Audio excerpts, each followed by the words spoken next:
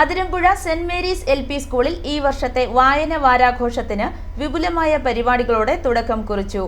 CMI corporate മാനേജറും Mannanam KE school പ്രിൻസിപ്പാളുമായ reverend doctor James Mullassery CMI ഉദ്ഘാടനം ചെയ്തു.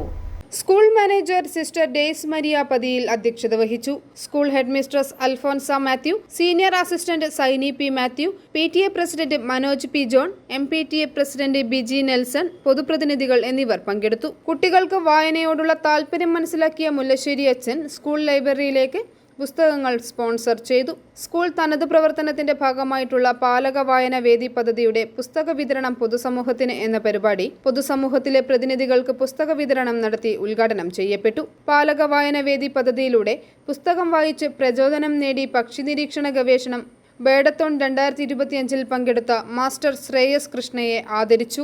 കുട്ടികളുടെ കവിതാവിഷ്കാരവും അധ്യാപകരും രക്ഷിതാക്കളും വിദ്യാർത്ഥികളും ചേർന്നൊരുക്കിയ കവിയരങ്ങും മധുരപലഹാര വിതരണവും വായന വാരാഘോഷ പരിപാടിക്ക് മാറ്റുകൂട്ടി.